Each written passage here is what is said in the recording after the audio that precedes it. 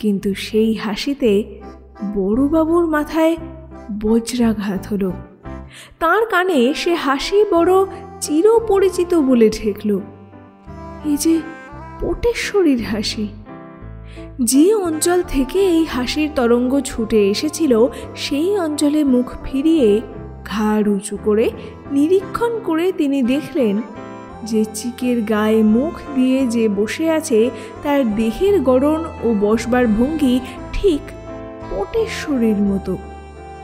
অবশ্য চিকের আড়াল থেকে যা দেখা যাচ্ছিল সে হচ্ছে একটি রমণী দেহের অস্পষ্ট ছায়া মাত্র, কারণ সে বক্সের ভেতরে কোনো আলো ছিল না। তাই নিজের মনের সন্দেহ ঘোচাবার জন্য, তাকে একবার ভালো করে দেখে নেবার জন্য বড়বাবু উঠে দাঁড়িয়ে সেই বক্সের দিকে ফ্যাল ফ্যাল করে চেয়ে রইলেন। এবারও তিনি সে স্ত্রীলোকটির মুখ দেখতে পাননি। তার চোখে পড়েছিল শুধু কালো কস্তা পেরে একখানি সাদা সুতোর শাড়ি।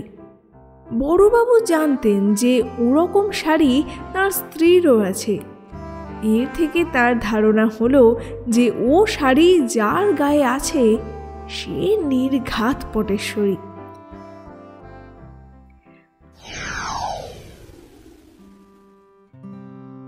নমস্কার, বাংলা সাহিত্যের রত্নভাণ্ডারের চেনা অচেনা রত্নের সঙ্গে আপনার আলাপ জমাই আমি। আর আজ যার সঙ্গে আপনার আলাপ জমতে চলেছে তার গল্প আপনাকে আমি শোনাব আজ প্রথম।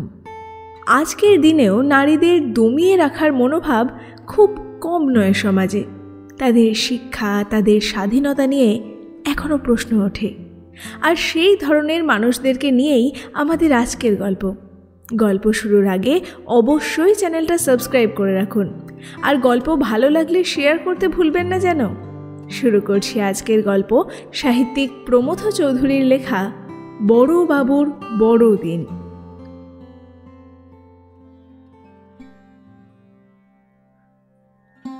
বড়দিনের ছুটিতে বড়বাবু যে কেন থিয়েটার দেখতে যান, যে কাজ তিনি ইতিপূর্বে এবং অতঃপর কখনো করেননি, সেই একদিনের জন্য সেই কাজ তিনি যে কেন করেন তার ভিতরে অবশ্য একটু রহস্য আছে। তিনি যে আমোদপ্রিয় নন এই সত্য এতই স্পষ্ট যে তাঁর শত্রুরাও তা মুক্ত কণ্ঠে স্বীকার করত। তিনি বাঁধাবাঁধি নিয়মের অতিশয় ভক্ত ছিলেন এবং নিজের জীবনকে বাঁধা নিয়মের সম্পূর্ণ অধীন করে নিয়ে এসেছিলেন। 15 বৎসরের মধ্যে তিনি একদিনও আপিস কামাই করেননি, একদিনও ছুটি নেননি এবং প্রতিদিন 10টা 5টা ঘাড় গুঁজে এক মনে খাতা লিখে এসেছেন। আপিসের বড় সাহেব মিস্টার স্ক্লেয়ার মাস্টার বলতেন, ফবানি মানুষ নয়, কলের মানুষ। ও দেহে বাঙালি হলেও মনে খাঁটি জার্মান। বলা বাহুল্য যে ফবানি হচ্ছে ভবানীরই জার্মান সংস্করণ। এই গুণেই, এই যন্ত্রের মতো নিয়মে চলার দরুনই তিনি অল্প বয়সে আপিসের বড়বাবু হয়ে ওঠেন।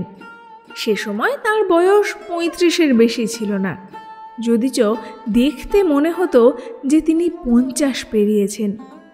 চোখের এরকম ভুল হবার কারণ এই যে অপর্যাপ্ত এবং অতি প্রবৃদ্ধ দাড়ি গোঁফে তাঁর মুখে বয়সের অঙ্ক সব চাপা পড়ে গিয়েছিল। বড়বাবু যে সকল প্রকার শখ, সাধ, আমোদ, আহ্লাদের প্রতি শুধু বিতরাগ নয়, বীতশ্রদ্ধও ছিলেন, তার কারণ আমোদ জিনিসটা কোনোরূপ নিয়মের মধ্যে পড়ে না, বরং ও বস্তুর ধর্মই হচ্ছে সকল প্রকারের নিয়ম ভঙ্গ করা। রুটিন করে আমোদ করা যে কাজ করারই সামিল, এ কথা সকলেই মানতে বাধ্য। উৎসব ব্যাপারটিও অবশ্য নিত্যকর্মের মধ্যে নয়, এবং যে কর্ম নিত্যকর্ম নয় এবং হতে পারে না তাকে বড়বাবু ভালোবাসতেন না, ভয় করতেন। তার বিশ্বাস ছিল যে সুচারুরূপে জীবনযাত্রা নির্বাহ করবার একমাত্র উপায় হচ্ছে জীবনটাকে দৈনন্দিন করে তোলা, অর্থাৎ সেই জীবন যার দিনগুলো কলে তৈরি জিনিসের মতো, একটি ঠিক আর একটির মতো। বৈচিত্র্য না থাকলেও বড়বাবুর জীবন যে নিরানন্দ ছিল তা নয়। তাঁর গৃহের কৌটায় এমন একটি অমূল্য রত্ন ছিল যার উপর তার হৃদয় মন দিবারাত্র পড়ে থাকত। তার স্ত্রী ছিল পরমা সুন্দরী। বাপমা তার নাম রেখেছিলেন পটেশ্বরী। এই নামের সার্থকতা সম্বন্ধে তার পিতৃকুলের তার মাতৃকুলের কেউ কখনো সন্দেহ প্রকাশ করেননি। তারা সকলেই এক বাক্যে বলতেন, এই হেন রূপ পটের ছবিতেই দেখা যায়, রক্ত মাংসের শরীরে দেখা যায় না। এমনকি চাকর দাসীরাও পটেশ্বরীকে আরমানি বিবির সঙ্গে তুলনা করত। বড়বাবুর তাদৃশ সৌন্দর্যবোধ না থাকলেও তাঁর স্ত্রী যে সুন্দরী, শুধু সুন্দরী নয় অসাধারণ সুন্দরী, এ বোধ তাঁর যথেষ্ট ছিল। তাকে জিজ্ঞাসা করলে অবশ্য তিনি তার স্ত্রীর রূপ বর্ণনা করতে পারতেন না, কেননা বড়বাবু আর যাই হন কবিও নন, চিত্রকরও নন। তাছাড়া বড়বাবু তার স্ত্রীকে কখনো ভালো করে খুঁটিয়ে দেখেননি। একটি প্রাকৃত কবি বলেছেন যে তাঁর প্রিয়ার সমগ্র রূপ কেউ কখনো দেখতে পায়নি, কেননা যার চোখ তার যে অঙ্গে প্রথম পড়েছে সেখান থেকে তার চোখ আর উঠতে পারেনি। সম্ভবত ওই কারণে বড়বাবুর মুগ্ধ নেত্র পটেশ্বরীর পায়ের নখ থেকে মাথার চুল পর্যন্ত কখনো আয়ত্ত করতে পারেনি। বড়বাবু জানতেন যে তার স্ত্রীর গায়ের রং কাঁচা সোনার মতো, আর তার চোখ দুটি 7 রাজার ধন কালো মানিকের মতো। এই রূপের অলৌকিক আলোতেই তার সমস্ত নয়ন মন পূর্ণ করে রেখেছিল। বড়বাবুর বিশ্বাস ছিল যে পূর্বজন্মের সুকৃতির ফলেই তিনি এহেন স্ত্রীরত্ন লাভ করেছেন। এই শাপভ্রষ্ট দেবকন্যা যে পথ ভুলে তার হাতে এসে পড়েছে এবং তার নিজস্ব সম্পত্তি হয়েছে, এই মনে করে তার আনন্দের আর অবধি ছিল না। কিন্তু মানুষের যা অত্যন্ত সুখের কারণ, প্রায় তাই তার নিতান্ত অসুখের কারণ হয়ে ওঠে। এই স্ত্রী নিয়ে বড়বাবুর মনে সুখ থাকলেও সুয়াস্তি ছিল না। দরিদ্রের ঘরে কোহিনূর থাকলে তার রাত্রিরে ঘুম হওয়া অসম্ভব। বড়বাবুর অবস্থাও ঠিক তাই হয়েছিল। এই রত্ন হারাবার ভয় মুহূর্তের জন্য তার মনকে ছেড়ে যেত না। তাই তিনি সকাল সন্ধ্যা কিসে তা রক্ষা করা যায় সেই ভাবনা সেই চিন্তাতেই মগ্ন থাকতেন। আপিসের কাজে তন্ময় থাকাতে কেবলমাত্র 10টা 5টা তিনি এই দুর্ভাবনা থেকে অব্যাহতি লাভ করতেন।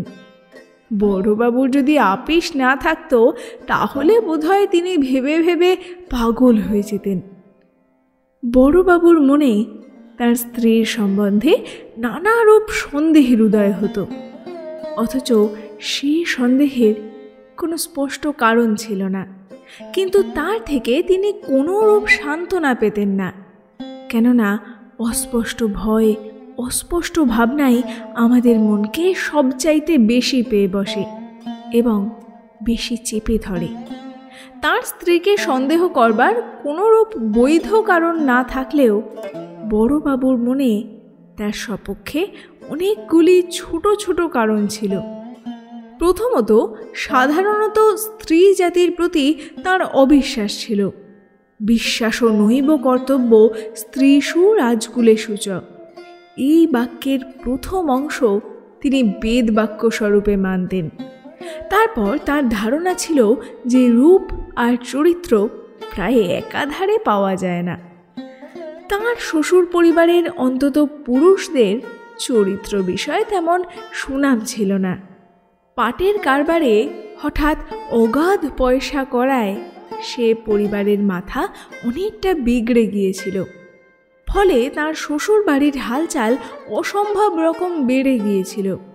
তার শ্যালক 3টি যে আমোদ আহ্লাদ নিয়েই দিন কাটাতেন এ কথা তো শহর শুদ্ধ লোক জানত, এবং এদের ভাই বোনের ভিতর যে পরস্পরের অত্যন্ত মিল ছিল সে সত্য বড়বাবুর নিকট অবিদিত ছিল না। ভাইদের সঙ্গে দেখা হলে পটেশ্বরীর মুখ হাসিতে ভরে উঠত। তাদের সঙ্গে তার কথা আর ফুরোতো না। ঘন্টার পর ঘন্টা সে অনর্গল বকে যেত আর হেসে কুটি কুটি হতো। এসব সময় বড়বাবু অবশ্য উপস্থিত থাকতেন না, তাই এদের যে কি কথা হতো তা তিনি জানতেন না। কিন্তু তিনি ধরে নিয়েছিলেন যে তখন যা বলা কওয়া হতো সেসব নেহাত বাজে কথা। ভাইদের সঙ্গে এই হাসি তামাশা তিনি পটেশ্বরীর চরিত্রের আমোদ প্রিয়তার লক্ষণ বলেই মনে করতেন। এ অবশ্য তার মোটেই ভালো লাগতো না। বড়বাবুর স্বভাবটি যেমন চাপা, পটেশ্বরীর স্বভাব ছিল তেমনি খোলা। তার চালচলন কথাবার্তার ভিতর প্রাণের যে সহজ সরল স্ফূর্তি ছিল, বড়বাবু তাকে চঞ্চলতা বলতেন এবং এই চঞ্চলতাকে তিনি বিশেষ ভয় করতেন। তারপর পটেশ্বরীর কোনো সন্তানাদি হয়নি, সুতরাং তার যৌবনের কোনো ক্ষয় হয়নি। যদিচ তখন তার বয়স 24 বৎসর, তবুও দেখতে তাকে 16-র বেশি দেখাতো না এবং তার স্বভাব ও মনোভাবও ওই 16 বৎসরের অনুরূপী ছিল। বড়বাবুর পক্ষে বিশেষ কষ্টের বিষয় এই ছিল যে এই সব ভয় ভাবনা তাকে নিজের মনেই চেপে রাখতে হতো। পটেশ্বরীর কোনো কাজে বাধা দেওয়া কিংবা তাকে কোনো কথা বলা বড়বাবুর সাহসে কখনো কুলোয়নি। এমনকি বাঙালি ঘরের মেয়ের পক্ষে, বিশেষত ভদ্র মহিলার পক্ষে শীষ দেওয়াটা যে দেখতেও ভালো দেখায় না, শুনতেও ভালো শোনায় না, এই সহজ কথাটাও বড়বাবু তার স্ত্রীকে কখনো মুখ ফুটে বলতে পারেননি। তার প্রথম কারণ, পটেশ্বরী বড় মানুষের মেয়ে। শুধু তাই নয়, একমাত্র কন্যা। বাপ মা ভাইদের আদর পেয়ে পেয়ে সে অত্যন্ত অভিমানী হয়ে উঠেছিল। একটি রূঢ় কথাও তার গায়ে সইত না। অনাদরের ঈষৎ স্পর্শে তার চোখ জলে ভরে আসত, আর পটেশ্বরীর চোখের জল দেখবার শক্তি আর জারি থাক বড়বাবুর দেহে ছিল না। তাছাড়া দেবতার গায়ে হস্তক্ষেপ করতে মানুষ মাত্রেরই সংকোচ হয়, ভয় হয়, এবং তাঁর শ্যালকদের বিশ্বাস অন্যরূপ হলেও তিনি মনুষ্যত্ব বর্জিত ছিলেন না। সে যাই হোক, বড়বাবুর মনে শান্তি ছিল না বলে যে সুখ ছিল না, এ কথা সত্য নয়। বিপদের ভয় না থাকলে মানুষ সম্পদের মাহাত্ম্য হৃদয়ঙ্গম করতে পারে না। এই সব ভয় ভাবনাই বড়বাবুর স্বভাবত ঝিমন্ত মনকে সজাগ, সচেতন ও সতর্ক করে রেখেছিল। তা পটেশ্বরী সম্বন্ধে তার ভয় যে অলীক এবং তার সন্দেহ যে অকারণ, এই জ্ঞান অন্তত দিনে একবার করেও তার মনে উদয় হতো, এবং তখন তার মন কোজাগর পূর্ণিমার রাতের মতো প্রসন্ন ও প্রফুল্ল হয়ে উঠত। বড়বাবুর মনে শুধু দুটি ভাব প্রবল হয়ে উঠেছিল, স্ত্রীর প্রতি অনুরাগ আর ব্রাহ্ম সমাজের প্রতি রাগ। ব্রাহ্ম ধর্মের প্রতি অবশ্য তাঁর কোনরূপ বিদ্বেষ ছিল না, কেননা ধর্ম নিয়ে কখনো মিছে মাথা ঘামাননি। দেবতা এক কি বহু, ঈশ্বর আছেন কি নেই, যদি থাকেন তাহলে তিনি সাকার কি নিরাকার, ব্রহ্ম সগুণ কি নির্গুণ, দেহাতিরিক্ত আত্মা নামক কোনো পদার্থ আছে কি না, থাকলেও তার স্বরূপ কি, এই সকল সমস্যা তাঁর মনকে কখনো ব্যতিব্যস্ত করেনি, তার নিদ্রার এক রাত্রির জন্য ব্যাঘাত ঘটায়নি। তিনি জানতেন যে বিশ্বের হিসাবের খতিয়ান করবার জন্য তিনি জন্মগ্রহণ করেননি, তবে এর থেকে অনুমান করা অসঙ্গত হবে যে তিনি নাস্তিক ছিলেন। আমাদের অধিকাংশ লোকের ভূত প্রেত সম্বন্ধে যে মনোভাব, ঠাকুর দেবতা সম্বন্ধে বড়বাবুর ঠিক সেই রূপ মনোভাব ছিল। অর্থাৎ তিনি তাদের অস্তিত্বে সম্পূর্ণ বিশ্বাস না করলেও পুরো ভয় করতেন। আপিসের হয়ে মিথ্যা সাক্ষী দিতে হলে তিনি কালীঘাটে আগে পুজো দিয়ে পরে আদালতে আসতেন, এই উদ্দেশ্যে যে মা কালী তাকে জেরার হাত থেকে রক্ষা করবেন। ব্রাহ্ম সমাজের ধর্মমত নয়, সামাজিক মতামতের বিরুদ্ধেই তার সমস্ত অন্তরাত্মা বিদ্রোহী হয়ে উঠত। স্ত্রী শিক্ষা, স্ত্রী স্বাধীনতা, যৌবন বিবাহ, বিধবা বিবাহ, এই সকল কথা শুনে তিনি কানে হাত দিতেন। এসব মত যারা প্রচার করে তারা যে সমাজের ঘোর শত্রু সে বিষয়ে তার বিন্দুমাত্র সন্দেহ ছিল না। তার নিজের পক্ষে কি ভালো মন্দ তারই হিসেব থেকে তিনি সমাজের পক্ষে কি ভালো মন্দ তাই স্থির করতেন। স্ত্রী স্বাধীনতা, তাঁর স্ত্রীকে স্বাধীনতা দিলে কি প্রলয় কাণ্ড হবে সে কথা মনে করতেও তার আতঙ্ক উপস্থিত হতো।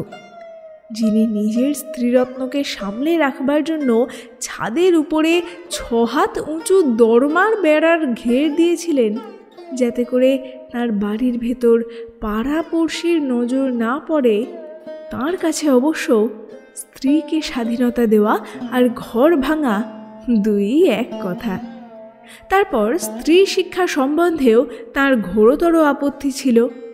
স্ত্রী জাতির শরীরের অপেক্ষা মনকে স্বাধীনতা দেওয়া যে কম বিপজ্জনক এ ভুল ধারণা তাহার ছিল না। তিনি এই সার বুঝেছিলেন যে স্ত্রীলোককে লেখাপড়া শেখানোর অর্থ হচ্ছে বাইরের লোকের এবং বাজে লোকের মনের সঙ্গে তার মনের ঘনিষ্ঠ পরিচয় করিয়ে দেওয়া। পটেশ্বরী যে সামান্য লেখাপড়া জানত তার কুফল তো তিনি নিত্যই চোখে দেখতে পেতেন। তিনি তাকে যত ভালো ভালো বই কিনে দিতেন যাতে নানা রকম সদুপদেশ আছে, পটেশ্বরী তার 2-1 পাতা পড়ে ফেলে দিত। আর সে বাপের বাড়ি থেকে যেসব বাজে গল্পের বই নিয়ে আসতো দিনমান বসে বসে তাই গিলত। সেসব কিতাবে কি লেখা আছে তা না জানলেও বড়বাবু এটা নিশ্চিত জানতেন যে তাতে যা আছে তা কোনো বইয়ে থাকা উচিত নয়। স্ত্রীলোকের অল্প লেখাপড়ার ভোগ যদি মানুষকে এই রকম ভুগতে হয়, তাহলে তাদের বেশি লেখাপড়ার ফলে যে সর্বনাশ হবে তাতে আর সন্দেহ কি। তারপর যৌবন বিবাহের প্রচলনের সঙ্গে যে স্বেচ্ছা বিবাহের প্রবর্তন হওয়া অবশ্যম্ভাবী এই জ্ঞান বড়বাবুর ছিল। আমাদের সমাজে যদি স্বেচ্ছা বিবাহের প্রথা প্রচলিত থাকত তাহলে বড়বাবুর দশা কি হতো? পটেশ্বরী যে স্বয়ংবর সভায় তাঁর গলায় মালা দিতেন না এই বিষয়ে বড়বাবু নিঃসন্দেহ। বড়বাবুর যে রূপ নেই সেই জ্ঞান তাঁর ছিল, কেননা তার সর্বাঙ্গ সেই অভাবের কথা উচ্চ ঈশ্বরে ঘোষণা করত। এবং পটেশ্বরী যে মনুষ্যত্বের মর্যাদা বোঝে না এ সত্যের পরিচয় তিনি বিবাহাবধি পেয়ে এসেছেন। পটেশ্বরী যে মানুষের চাইতে কুকুর, বেড়াল, লাল মাছ, সাদা ইঁদুর, ছাই রঙের কাকাতুয়া, নীল রঙের পায়রা বেশি ভালোবাসত তার প্রমাণ তো তার গৃহাভ্যন্তরেই ছিল। বাপের পয়সায় তার স্ত্রী তার অন্দর মহলটি এটি ছোটোখাটো চিড়িয়াখানায় পরিণত করেছিল। তারপর বিধবা বিবাহের কথা মনে করতে বড়বাবুর সর্বাঙ্গ শিউরে উঠত। তিনি এ বিষয়ে নিশ্চিত ছিলেন তিনি স্বর্গারোহণ করলে পটেশ্বরী যদি প্রত্যন্তর গ্রহণ করে আর সে সংবাদ যদি স্বর্গে পৌঁছয় তাহলে সেই মুহূর্তেই স্বর্গ নরক হয়ে উঠবে। বড়বাবুর মনের এই দুটি প্রধান প্রবৃত্তি, এই অনুরাগ আর বিরাগ একজোট হয়ে তাকে বড়দিনে থিয়েটারে নিয়ে যায়। নচেত শখ করে তিনি অর্থ এবং সময়ের অরূপ অপব্যয় কখনো করতেন না। বড়দিনের ছুটিতে পটেশ্বরী তার বাপের বাড়ি গিয়েছিল। আপিসের কাজ নেই, ঘরে স্ত্রী নেই, অর্থাৎ বড়বাবুর জীবনের যে দুটি প্রধান অবলম্বন দুই একসঙ্গে হাতছাড়া হয়ে যাওয়াতে তার কাছে পৃথিবী খালি হয়ে গিয়েছিল। স্ত্রী ঘরে থাকলেও ছুটির দিনে বড়বাবু অবশ্য বাড়ির ভিতর বসে থাকতেন না। তবে এক ঘরে ফুল থাকলে তার পাশের ঘরটিকে তার সৌরভে যেমন পূর্ণ করে রাখে, তেমনি পটেশ্বরী অন্তঃপুরে থাকলেও অদৃশ্য ফুলের গন্ধের মতো তার অদৃশ্য দেহের রূপে বড়বাবুর গৃহের ভিতর বার পূর্ণ হয়ে থাকত। প্রতিমা অন্তর্হিত হলে মন্দিরের যে অবস্থা হয়, পটেশ্বরীর অভাবে তাঁর গৃহের অবস্থাও তদ্রূপ হয়েছিল। বড়বাবু এই শূন্য মন্দিরে কি করে দিন কাটাবেন তা আর ভেবে পেতেন না। প্রথমত তার কোনো বন্ধু বান্ধব ছিল না, তিনি কারো সঙ্গে মেলামেশা করতে ভালোবাসতেন না, গল্প করা কিংবা তাসপাশা খেলা এসব তার ধাতে ছিল না। তারপর তার বাড়িতে কোনো ভদ্রলোক আসা তিনি নিতান্ত অপছন্দ করতেন। তার স্ত্রীর স্বভাবে কৌতূহল জিনিসটে কিঞ্চিত বেশি মাত্রায় ছিল। তার স্বামীর কাছে কোনো লোক এলে পটেশ্বরী খড়খড়ের ভিতর দিয়ে উঁকি ঝুঁকি না মেরে থাকতে পারত না। তারপর সময় কাটাবার একটি প্রকৃষ্ট উপায় বই পড়া তার কোনো কালেই অভ্যাস ছিল না। তার পরিবারের মধ্যে ছিল তার স্ত্রী আর তিনি গাঁ সম্পর্কের যে মাসিটিকে পটেশ্বরীর প্রহরী স্বরূপ বাড়িতে এনে রেখেছিলেন তার সঙ্গে কথা কইতে বড়বাবু ভয় পেতেন। কেননা ওই ধার করা মাসিমাটি তার সাক্ষাৎ পেলেই দুঃখের কান্না কাঁদতে বসতেন এবং সর্বশেষে টাকা চাইতেন। বড়বাবু টাকা কাউকেও দিতে ভালোবাসতেন না, আর উক্ত মাসিমাটিকে তো নয়, কারণ তিনি জানতেন যে সেই টাকা মাসির গুণধর ছেলেটির মদের খরচে লাগবে। এইসব কারণে বড়বাবু নিরুপায় হয়ে দুটি গোটা দিন খবরের কাগজ পড়ে কাটিয়েছিলেন। ওরই মধ্যে একখানিতে একটি বিজ্ঞাপন তার চোখে পড়ল। তাতে তিনি দেখলেন যে সাবিত্রী থিয়েটারে ক্রিসমাস রজনীতে সংস্কারের কেলেঙ্কার নামক প্রহসনের অভিনয় হবে। বলা বাহুল্য, উক্ত প্রহসনের নাম শুনেই সেটির প্রতি তার মন অনুকূল হয়ে উঠল। তারপর তিনি সেই বিজ্ঞাপন হতে এই জ্ঞান সঞ্চয় করলেন যে উক্ত প্রহসনে সংস্কারকদের উপর বেশ এক হাত নেওয়া হবে। এই বিজ্ঞাপনের প্রলোভনে তার মন সংস্কারের কেলেঙ্কারের অভিনয় দেখার জন্য নিতান্ত উৎসুক হয়ে উঠল। কিন্তু থিয়েটারে যাওয়া সম্বন্ধে তিনি সহসা মনস্থির করে উঠতে পারলেন না।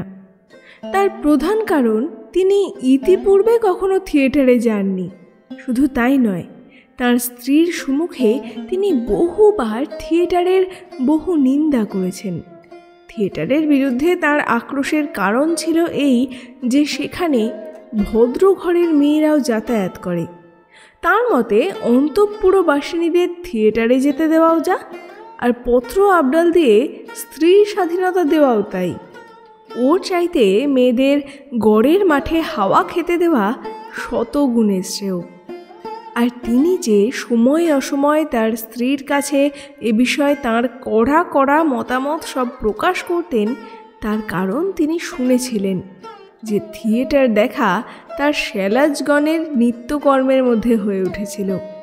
পাছে তার স্ত্রী তার বৌদিদিদের কুদৃষ্টান্ত অনুসরণ করে, এই ভয়ে তিনি পটেশ্বরীকে শুনিয়ে শুনিয়ে থিয়েটারের বিরুদ্ধে যত কটু কথা প্রয়োগ করতেন। তার মনোগত অভিপ্রায় ছিল শ্বশুরকুলের বউকে মেরে ঝিকে শেখানো।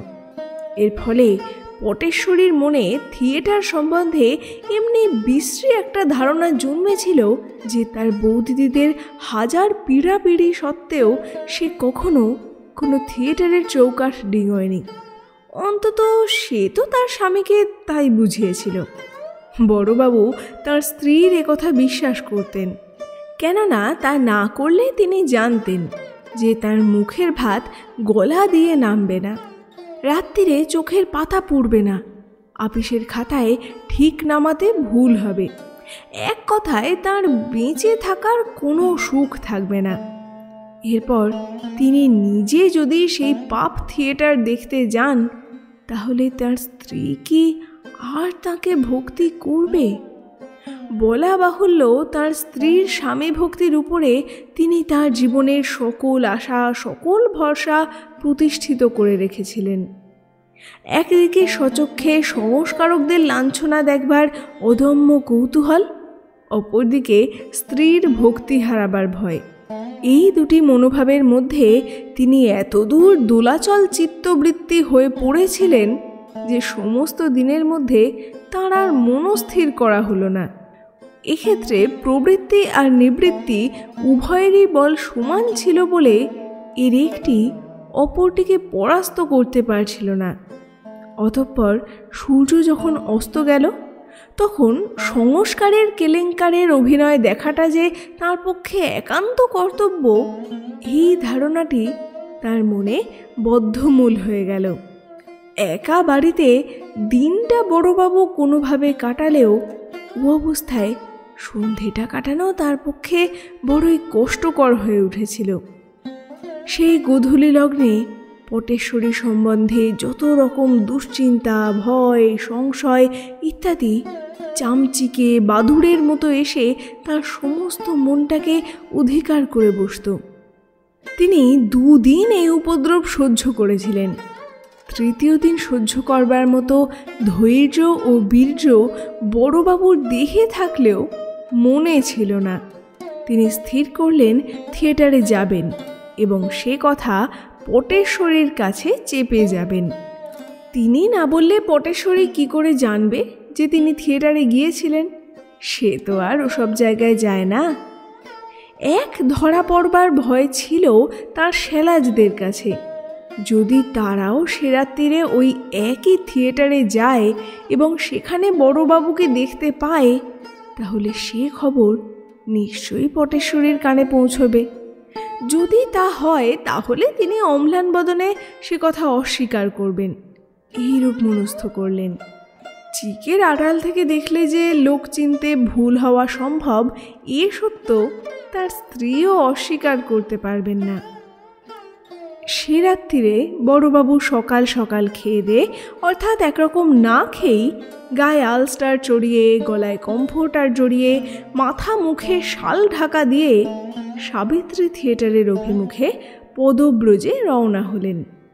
পাছে পাড়ার লোক তাকে দেখতে পায়, পাছে তার নিষ্কলঙ্ক চরিত্রের সুনাম একদিনে নষ্ট হয়, এই ভয়ে তিনি নীল নিচলাবৃত অভিসারিকার মতো ভীতচকিত চিত্তে অতি সাবধানে, অতি সন্তর্পণে পথ চলতে লাগলেন। এখানে বলে রাখা আবশ্যক যে তার আলস্টারের বর্ণ ছিল ঘোর নীল, আর নিচল পদার্থটি শাড়ি নয়, ওভারকোট। অনাবশ্যক রকম শীত বস্ত্রের ভার বহন করাটা অবশ্য তার পক্ষে মোটেই আরামজনক হয়নি। বিশেষত কমফোর্টার নামক গলকম্বলটি তার গলদেশের ভার যে পরিমাণে বৃদ্ধি করেছিল, তার শোভা সে পরিমাণে বৃদ্ধি করেনি। 5 হাত লম্বা উক্ত পশমের গলাবন্ধটি কণ্ঠে ধারণ করা তার পক্ষে একান্ত কষ্টকর হলেও প্রাণ ধরে তিনি সেটি ত্যাগ করতে পারতেন না। তার কারণ পটেশ্বরী সেটি নিজ হাতে বুনে দিয়েছিল। বড়বাবুর বিশ্বাস ছিল 5 রঙা উলে বোনা ওই বস্তুটির তুল্য সুন্দর বস্তু পৃথিবীতে আর দ্বিতীয় নেই।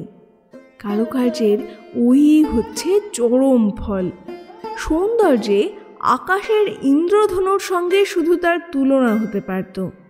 স্ত্রী হস্তরচিত এই গলবস্ত্রটি ধারণ করে তার দেহের যতই অস্বস্তি হোক, তার মনের সুখের আর সীমা ছিল না।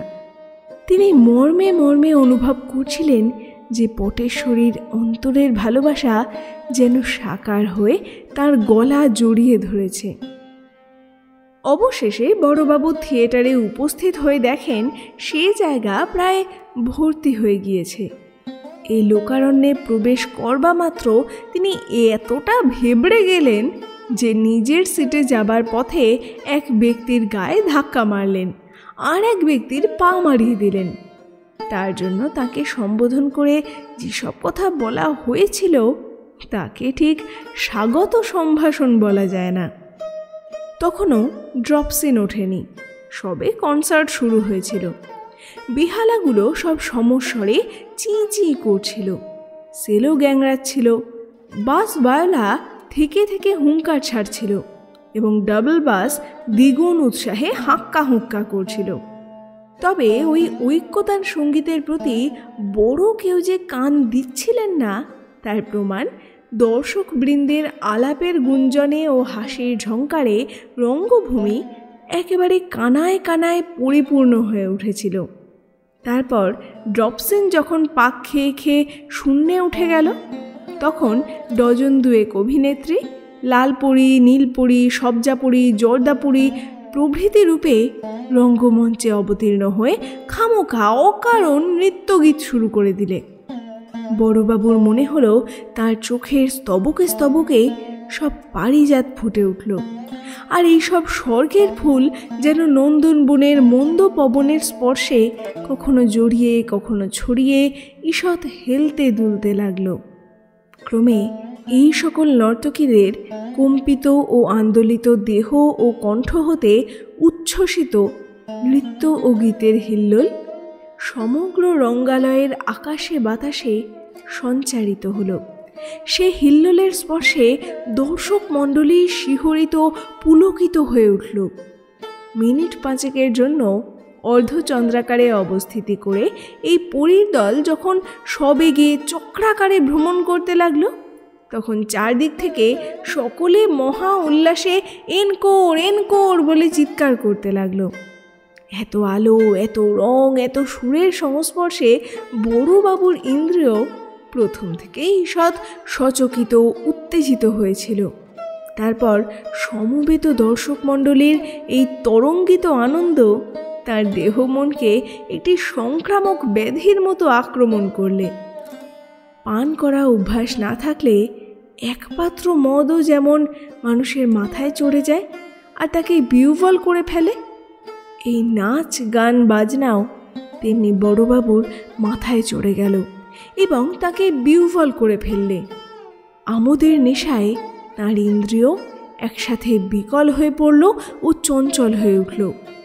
অতঃপর নিচে নেচে শ্রান্ত ও ঘর্মাক্ত কলেবর হয়ে নর্তকীর দল যখন নৃত্যে ক্ষান্ত দিলে, তখন একটি স্থূলাঙ্গী বয়স্কা গায়িকা অতি মিহি, অতি নাকি এবং অতি টানা সুরে একটি গান গাইতে আরম্ভ করলেন। সে তো গান নয়, ইনিয়ে বিনিয়ে নাকে কান্না। বড়বাবু যে কতদূর কাণ্ডজ্ঞান শূন্য হয়ে পড়েছিলেন তার প্রমাণ, যেই সেই গান থামা অমনি তিনি বড় গলায় এনকোর এনকোর বলে দু তিনবার চিৎকার করলেন। তাই শুনে তার এপাশে ওপাশে যেসব ভদ্রলোক বসেছিলেন তারা বড়বাবুর দিকে কটমট করে চাইতে লাগলেন।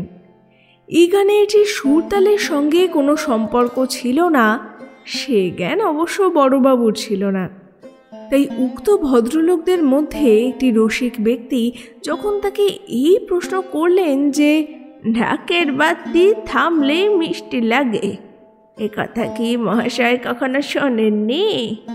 আর এটাও কি মালুম হলো না যে উনি যে পুড়িয়া উদ্গার করলেন সেটি সরপুরিয়া নয়, ক্যালমেলের পুড়িয়া?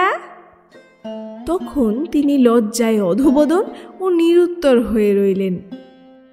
নৃত্যগীত সমাধা হবার পর আবার ড্রপসিন পড়ল, আবার কনসার্ট বেজে উঠল। তাতে ছোট বড় মাঝারি বিলিতি যন্ত্রগুলো বাদকদের ছড়ির তাড়নায় গেঁ গো কো প্রভৃতি নানা রূপ কাতর ধ্বনি করতে লাগলো। ক্ল্যারিওনেট ও করনেট পরস্পরে জ্ঞাতি শত্রুতার ঝগড়া শুরু করে দিলে এবং অতি কর্কশ আর অতি তীব্র কণ্ঠে যা মুখে আসে তাই বললে। তারপর ঢোলকের মুখ দিয়ে ঝড় বয়ে গেল। শেষটা করতাল যখন কর কর করাত করে উঠলে তখন কনসার্টের দম ফুরিয়ে গেল।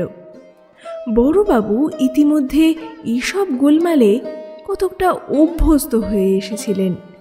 সুতরাং ঐক্যতান সঙ্গীতের বিলিতি মদ তার অন্তরাত্মাকে এ দফা ততটা ব্যতিব্যস্ত করতে পারল না। এরপর নল দময়ন্তী অভিনয় শুরু হলো। বড়বাবু হাঁ করে দেখতে লাগলেন। এই যে অভিনয়ে এই জ্ঞান 2 মিনিটেই তার লোপ পেয়ে গেল।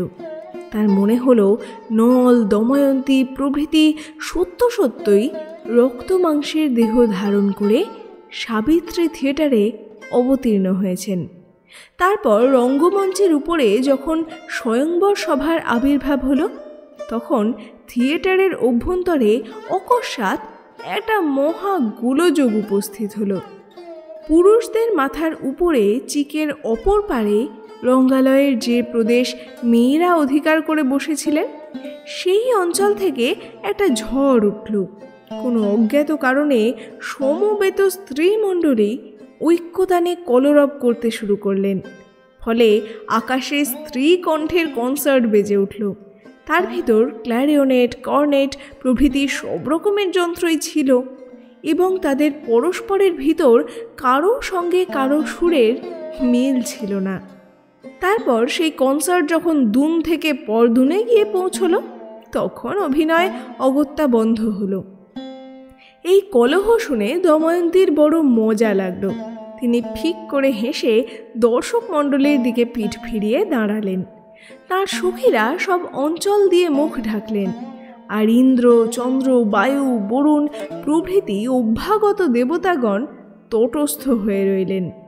অমনি সাইলেন্স সাইলেন্স শব্দে চতুর্দিক ধ্বনিত হতে লাগল।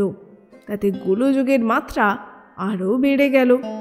অতঃপর দর্শকদের মধ্যে অনেকে দাঁড়িয়ে উঠে আকাশের দিকে মুখ করে গলবস্ত্রে জোর করে উক্ত স্ত্রী সমাজকে সম্বোধন করে, মা লক্ষ্মীরা চুপ করুন, এই প্রার্থনা করতে লাগলেন। তাতে মা লক্ষ্মীদের চুপ করা দূরে থাকুক, তাদের কোলের ছেলেরা জেগে উঠে কোকিয়ে কাঁদতে শুরু করলে। তখন দর্শকদের মধ্যে দু চারজন ইয়ার গোছের লোক অতি সাদা বাংলায় ছেলেদের মুখ বন্ধ করবার এমন একটা সহজ উপায় বাতলে দিলে, যা শুনে দময়ন্তী ও তাঁর সখীরা অন্তরুদ্ধ হাসির বেগে ধুঁকতে লাগলেন। বড়বাবু যদিচ জীবনে কখনো কারো প্রতি কোনরূপ অভদ্র কথা ব্যবহার করেননি, তথাচ তিনি ভদ্র মহিলাদের এই অপমানে খুশি হলেন। কেননা তাঁর মতে যারা থিয়েটারে আসতে পারে সেসব স্ত্রীলোকের মানই বা কি আর অপমানই বা কি। মিনিট 10 পরে এই গোলযোগ বৈশাখী ঝড়ের মতো যেমন হঠাৎ এসেছিল, তেমনি হঠাৎ থেমে গেল। অভিনয় যেখানে থেমে গিয়েছিল সেইখান থেকে আবার চলতে শুরু করলো। 5 মিনিটের মধ্যেই বড়বাবু সেই অভিনয়ে তন্ময় হয়ে গেলেন। এই অভিনয় দর্শনে তিনি এতটাই মুগ্ধ হয়ে গেলেন যে তার মনে সাত্ত্বিকভাবে হৃদয় হলো। তার কাছে রঙ্গালয় তীর্থস্থান হয়ে উঠল। তারপর নল দময়ন্তীর বিপদ যখন ঘনিয়ে এলো, তখন তার মন নায়ক নায়িকার দুঃখে একেবারে অভিভূত দ্রবীভূত হয়ে পড়ল। নলের দুঃখই অবশ্য তিনি বেশি করে অনুভব করছিলেন, কারণ পুরুষ মানুষের মন পুরুষ মানুষই বেশি বুঝতে পারে। নলের প্রতি তার এতটা সহানুভূতির আর একটি কারণ ছিল। তিনি প্রথম থেকেই লক্ষ্য করেছিলেন যে তাঁর সঙ্গে ওই রঙ্গমঞ্চের নলের যথেষ্ট আকৃতিগত সাদৃশ্য আছে, কিন্তু পটেশ্বরীর সঙ্গে দময়ন্তীর কোনো সাদৃশ্যই ছিল না। নলরাজ বেশ পরিত্যাগ করার সময় সে সাদৃশ্য এতটাই পরিস্ফুট হয়ে উঠেছিল যে মাঝে মধ্যে বড়বাবুর মনে ভুল হচ্ছিল যে উক্ত নল তিনি ছাড়া আর কেউ নন। সুতরাং নল যখন নিদ্রিতা দময়ন্তীর অঞ্চল পাশ মোচন করে হা হতস্বী হা দগ্ধস্বী বলে রঙ্গমঞ্চ হতে সবেগে নিষ্ক্রমণ করলেন, তখন বড়বাবু আর অশ্রু সংবরণ করতে পারলেন না। তার চোখ দিয়ে তার নাক দিয়ে দড় বিগলিত ধারে জল তার দাড়ি চুইয়ে তার কমফোর্টারের অন্তরে প্রবেশ করলে, ফলে সেই গলকম্বলটি ভিজে নেতা হয়ে তার গলায় লেপটে ধরলে। বড়বাবুর ভ্রম হলো যে কলি তার গলায় গামছা দিয়ে, শুধু গামছা দিয়ে নয়, ভিজে গামছা দিয়ে টেনে নিয়ে যাচ্ছে। ঠিক এই সময়ে একটি জেনানা বক্স থেকে একটি হাসির আওয়াজ তার কানে এলো। সে তো হাসি নয়, হাসির গিটকারি। জল তরঙ্গের টানের মতো সে হাসি থিয়েটারের এক কোণ থেকে আরেক কোণে 7 সুরের বিদ্যুৎ খেলিয়ে গেল। অভিনয়ের দোষে নলের সজোরে পলায়নটি যে ঈষৎ হাস্যকর ব্যাপার হয়ে উঠেছিল তা যাঁর চোখ আছে তিনি স্বীকার করতে বাধ্য। কিন্তু সেই হাসিতে বড়বাবুর মাথায় বজ্রাঘাত হলো। তার কানে সে হাসি বড় চিরপরিচিত বলে ঠেকল। এই যে পটেশ্বরীর হাসি। যে অঞ্চল থেকে এই হাসির তরঙ্গ ছুটে এসেছিল সেই অঞ্চলে মুখ ফিরিয়ে ঘাড় উঁচু করে নিরীক্ষণ করে তিনি দেখলেন যে চিকের গায়ে মুখ দিয়ে যে বসে আছে তার দেহের গড়ন ও বসবার ভঙ্গি ঠিক পটেশ্বরীর মতো। অবশ্য চিকের আড়াল থেকে যা দেখা যাচ্ছিল সে হচ্ছে একটি রমণী দেহের অস্পষ্ট ছায়া মাত্র, কারণ সে বক্সের ভেতরে কোনো আলো ছিল না। তাই নিজের মনের সন্দেহ ঘোচাবার জন্য, তাকে একবার ভালো করে দেখে নেবার জন্য বড়বাবু উঠে দাঁড়িয়ে সেই বক্সের দিকে ফ্যাল ফ্যাল করে চেয়ে রইলেন। এবারও তিনি সে স্ত্রীলোকটির মুখ দেখতে পাননি। তার চোখে পড়েছিল শুধু কালো কস্তা পেরে একখানি সাদা সুতোর শাড়ি। বড়বাবু জানতেন যে ওরকম শাড়ি তার স্ত্রীরও আছে। এর থেকে তার ধারণা হলো যে ও শাড়ি যার গায়ে আছে সে নির্ঘাত পটেশ্বরী। তারপর তার মনে পড়ে গেল ও শাড়ির আঁচড়ে উজুর সোনা লুকানো আছে। সেই তপ্ত কাঞ্চনের আভায় তার চোখ ঝলসে গেল। তার আঁচে তার চোখে তারা দুটোই যেন পুড়ে গেল। তিনি চোখ চেয়ে অন্ধকার দেখতে লাগলেন। ওভাবে দণ্ডায়মান বড়বাবুকে সম্বোধন করে চারদিক থেকে লোকে সিট ডাউন, সিট ডাউন বলে চিৎকার করতে লাগলো। তার পাশের ভদ্রলোকটি বললেন, মশাই, থিয়েটার দেখতে এসেছেন, থিয়েটার দেখুন। মেয়েদের দিকে অমন করে চেয়ে রয়েছেন কেন? আপনি দেখছি অতিশয় অভদ্রলোক। এই ধমক খেয়ে তিনি বসে পড়লেন। বলা বাহুল্য, তার পক্ষে অভিনয় মনোনিবেশ করা আর সম্ভব হলো না। তার চোখের উপরে ব্রহ্মাণ্ড ঘুরে যাচ্ছিল, আর বুকের ভেতর কত কি তোলপাড় করছিল, ছটফট করছিল। এক কথায় তার হৃদয় মন্দিরে দক্ষ যজ্ঞের অভিনয় শুরু হয়েছিল। তারপর অভিনয়ের টুকরো টাকরা যা তাঁর চোখে পড়ছিল তাতে তিনি আরও কাতর হয়ে পড়লেন, এই মনে করে যে কোথায় দময়ন্তী আর কোথায় পটেশ্বরী। তারপর তার মনে হলো যে পটেশ্বরী যদি তাঁর কাছে মিথ্যে কথা বলতে পারে, বিশ্বাসঘাতিনী হতে পারে, তাহলে ভূত ভবিষ্যৎ বর্তমানের কোন স্ত্রীলোকের পাতিব্রত্যে বিশ্বাস করা যেতে পারে। তিনি স্পষ্ট দেখতে পেলেন যে নল দময়ন্তীর কথা মিথ্যা, মহাভারত মিথ্যা, ধর্ম মিথ্যা, নীতি মিথ্যা, সব মিথ্যা, জগৎ মিথ্যা। মানুষের কষ্টই হচ্ছে এই পৃথিবীতে একমাত্র সত্য বস্তু। তখন তার কাছে ওই অভিনয় একটা বীভৎস কাণ্ড হয়ে দাঁড়ালো। এদিকে তার হাত পা সব হিম হয়ে এসেছিল, তার মাথা ঘুরছিল, তার সর্বাঙ্গ দিয়ে অনবরত ঘাম পড়ছিল। অর্থাৎ তার দেহে মূর্ছার পূর্বলক্ষণ সব দেখা দিয়েছিল। তিনি আর ভিতরে থাকতে পারলেন না। থিয়েটার থেকে বেরিয়ে গিয়ে খোলা আকাশের নিচে দাঁড়ালেন। বড়বাবু উপরে চেয়ে দেখলেন যে অনন্ত আকাশ জুড়ে অগণ্য নক্ষত্র তার দিকে তাকিয়ে সব চোখ টিপে হাসছে। এ বিশ্ব যে কতদূর নির্মল, কতদূর নিষ্ঠুর, এই প্রথম তিনি তার সাক্ষাৎ পরিচয় পেলেন। তারপর এই আকাশ দেশের অসীমতা তার কাছে হঠাৎ প্রত্যক্ষ হয়ে উঠল। এই নীরব নিস্তব্ধ মহাশূন্যের ভিতর দাঁড়িয়ে তার বড় একা একা ঠেকতে লাগলো। তার মনে হলো এই বিরাট বিশ্বের কি ভিতরে কি বাইরে কোথাও প্রাণ নেই, মন নেই, হৃদয় নেই, দেবতা নেই। যা আছে তা হচ্ছে আগাগোড়া ফাঁকা, আগাগোড়া ফাঁকি। সেই সঙ্গে তিনি যেন দিব্য চক্ষে দেখতে পেলেন যে ওই সব গ্রহ, চন্দ্র, তারা প্রভৃতি আকাশ প্রদীপগুলো ওই থিয়েটারের বাতির মতো দুদণ্ড জ্বলে যখন নিভে যাবে, তখন সংসার নাটকের অভিনয় চিরদিনের জন্য বন্ধ হয়ে যাবে, আর থাকবে শুধু অসীম অনন্ত অখণ্ড অন্ধকার। অমনি ভয় তার বুক চেপে ধরলে তিনি এই অনন্ত বিভীষিকার মূর্তি চোখের আড়াল করবার জন্য থিয়েটারে পুনঃপ্রবেশ করবার সংকল্প করলেন। অমনি তার মনশ্চক্ষু হতে বিশ্বব্রহ্মাণ্ড সরে গেল, আর তার জায়গায় পটেশ্বরী এসে দাঁড়ালে।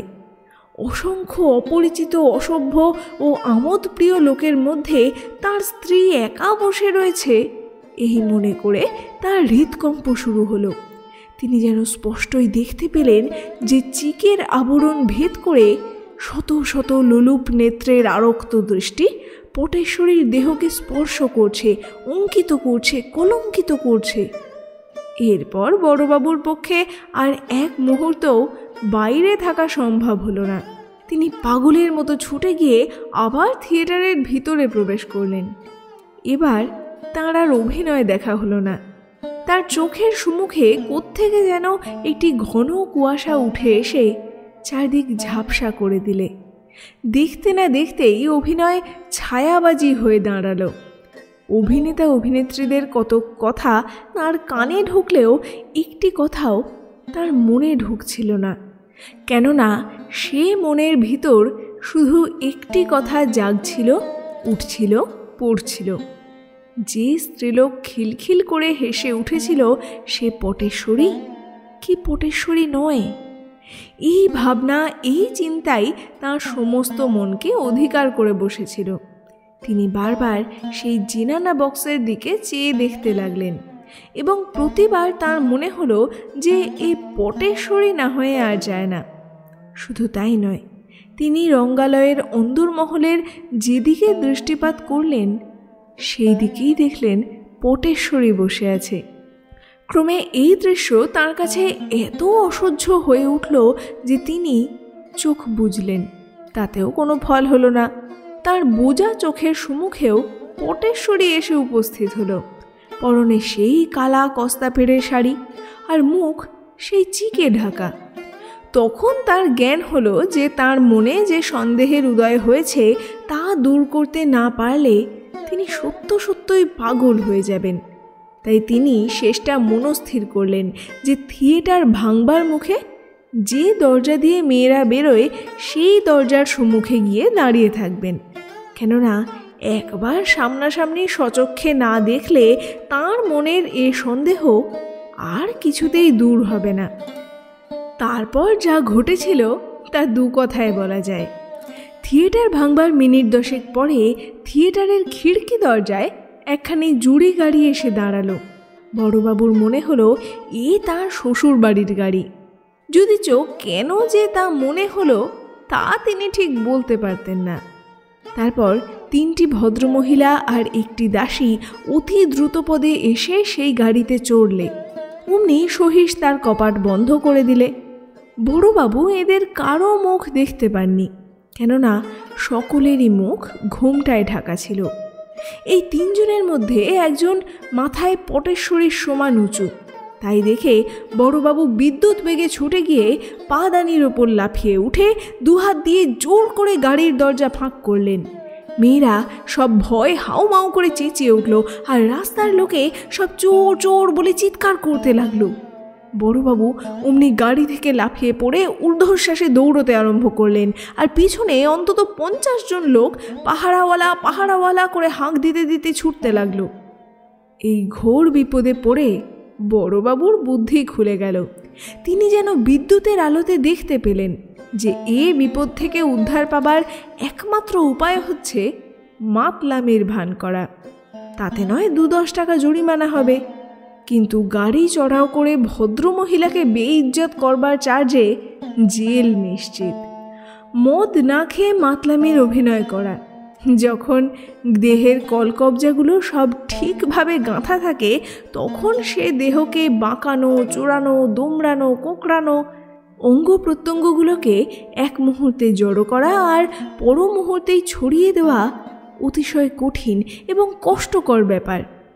কিন্তু হাজার কষ্টকর হলেও আত্মরক্ষার্থে যতক্ষণ না তিনি পাহারাওয়ালা কর্তৃক ধৃত হন ততক্ষণ বড়বাবুকে এই কঠিন পরিশ্রম স্বীকার করতে হয়েছিল। তারপর অজস্র চড় চাপড় রুলের গুঁতো খেতে খেতে যখন তিনি গারদে গিয়ে হাজির হলেন, তখন রাত প্রায় 4টে বাজে। সেখান থেকে উদ্ধার পাওয়ার জন্য তিনি শ্বশুরালয়ে সংবাদ পাঠাতে বাধ্য হলেন। ভোর হতে না হতেই তার বড় শ্যালক তথায় উপস্থিত হয়ে বেশ 2 পয়সা খরচ করে তাকে উদ্ধার করে নিজেদের বাড়িতে নিয়ে গেলেন। রাস্তায় তিনি বড়বাবুকে নানা রূপ গঞ্জনা দিলেন। তিনি বললেন, এতদিন শুনে আসছিলাম আমরাই খারাপ লোক আর তুমি ভালো লোক।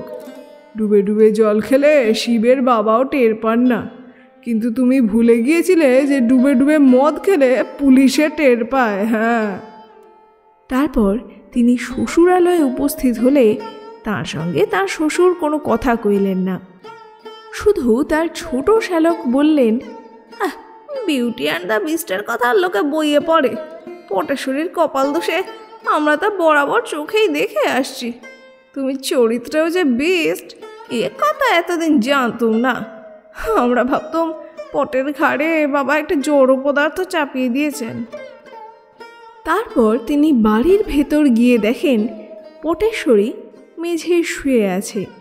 তার গায়ে একখানিও গহনা নেই, সব মাটিতে ছড়ানো। তার পরনে শুধু একখানা কালো কস্তা পেড়ে সাদা সুতোর শাড়ি। কেঁদে কেঁদে তার চোখ দুটো যেমন লাল হয়েছে তেমনি ফুলে উঠেছে। সে স্বামীকে দেখে নড়লও না, চড়লও না, কথাও কইল না, মরার মতো পড়ে রইল। তার সোনার প্রতিমা ভুঁয়ে লুটোচ্ছে দেখে সে থিয়েটারে গিয়েছিল কি যায়নি এ কথা জিজ্ঞাসা করতে বড়বাবুর সাহস হলো না। তারপর তিনি যে কোনো দোষে দোষী নন এবং তার নির্মল চরিত্রে যে কোনোরূপ কলঙ্ক ধরেনি, এই সত্য কথাটাও তিনি মুখ ফুটে বলতে পারলেন না।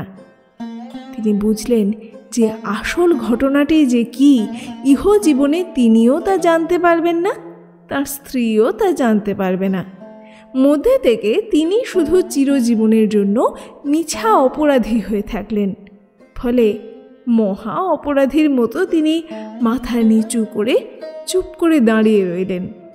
এই গল্পের মোরাল হচ্ছে এই যে পৃথিবীতে ভালো লোকেরই যত মন্দ হয়, এই হচ্ছে ভগবানের বিচার। শেষ হলো আজকের গল্প সাহিত্যিক প্রমথ চৌধুরীর লেখা বড় বাবুর বড় দিন। আজকের গল্প যদি আপনার ভালো লাগে তাহলে একটা লাইক করে গল্পটা আপনজনদের সঙ্গে শেয়ার করে দেবেন প্লিজ। আর আরও মানুষের সঙ্গে আমার আলাপ জমাতে আমার কাজ শেয়ার করুন তাদের সঙ্গে। ভালো থাকুন, সকলকে ভালো রাখুন। ধন্যবাদ।